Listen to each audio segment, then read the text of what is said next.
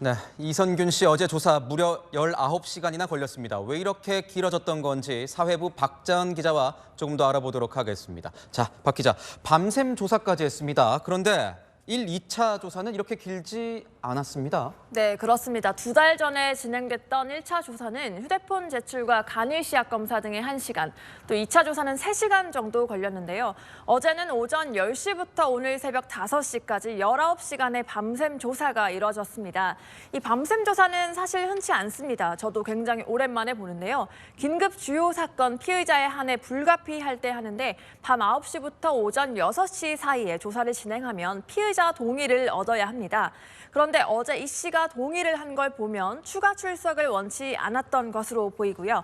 경찰 역시도 추가 소환이 없다고 밝혔습니다. 어떤 질문들이 오간 겁니까? 네, 먼저 이 사건 수사 단초가 유흥업소 여실장의 진술이었죠. 그런데 이 씨 경찰 진술과 앞서 구속된 여실장 말이 엇갈리다 보니 경찰은 이 씨가 여실장과 나눴던 메시지, 통화 내역뿐 아니라 일시 동선 등의 알리바이를 여실장 진술과 일일이 비교하는 데 초점을 준 것으로 풀이됩니다.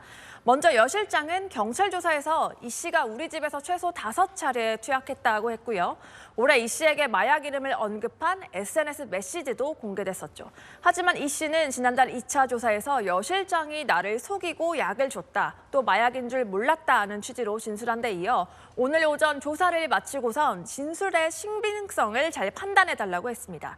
이 씨가 지난 9월 여실장의 협박에 입금한 3억 5천만 원과 관련해서도 공갈 사건의 피해자로 이 조사가 같이 이뤄지면서 시간이 길어질 수밖에 없었습니다. 그러니까 지금 상황을 보면 둘 중 한 명은 거짓말을 하고 있다는 건데 누구 말이 맞는 겁니까? 네, 우선 진술의 신빙성을 논하려면 앞서 무혐의 처분을 받았던 지드래곤 씨 얘기를 안 할 수가 없습니다. 이 수사 초기 여 실장은 지난해 12월 초 지드래곤이 갔다 온 화장실에서 수상한 포장지를 발견했고 이후 행동이 이상했다는 취지로 진술을 했다가 직접 마약하는 건 보지 못했다, 또 다른 배우가 했을 수 있다고 말을 바꿨습니다. 이 경찰 수사의 단초가 됐던 여 실장 진술이 번복됐고 추가 조사에서도 이렇다 할 목격자나 물증이 확보되지 않았던 겁니다. 그런데 이 씨와 관련해선 여 실장의 진술이 꽤나 구체적이고 일관돼서 경찰이 증거로 채택할 가능성이 있습니다. 그러면 이선균 씨, 무혐의 가능성도 있는 겁니까?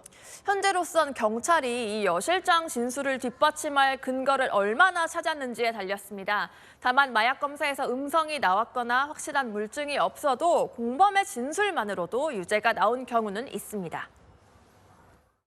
마약 사건에서 뭐 음성 나왔다고 하더라도 그 제보자의 진술이 확실하면은 유죄 나는 경우도 있거든요. 이제 그 진술의 이제 신빙성하고 구체성을 보강하는 작업을 많이 해야 되겠죠.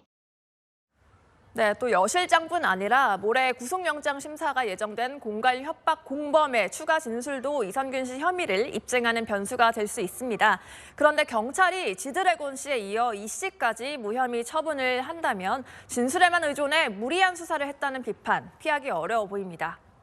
네, 지금까지 아는 기자였습니다.